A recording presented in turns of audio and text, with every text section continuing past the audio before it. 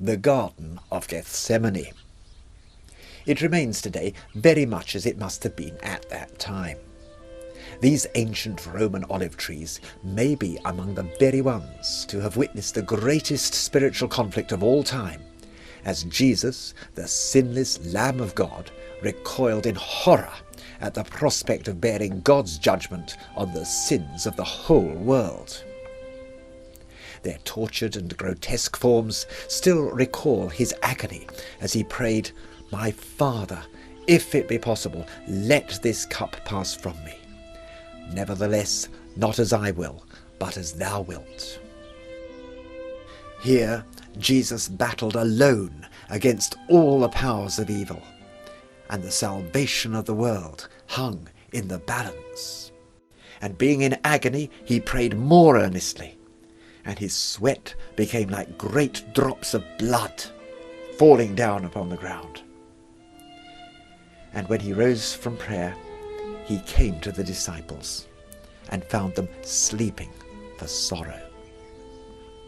"Could you not watch with me 1 hour?" he said. "The spirit is willing, but the flesh is weak."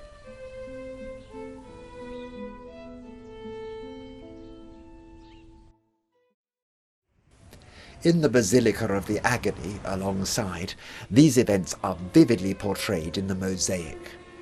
Jesus prays in agony, while Peter, James and John sleep beneath the olive trees. From very earliest times, this rock has been known and revered as that on which Jesus prayed in such anguish, on which his sweat fell like great drops of blood. So this is holy ground indeed for all Christians.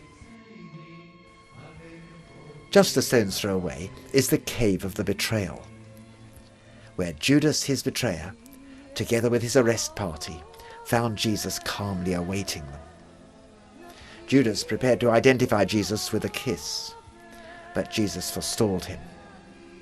"Who are you looking for?" he asked them. "Jesus of Nazareth," they replied. Jesus said, "I am he. If I am the one you're looking for, let these others go." Then all the disciples forsook him and fled.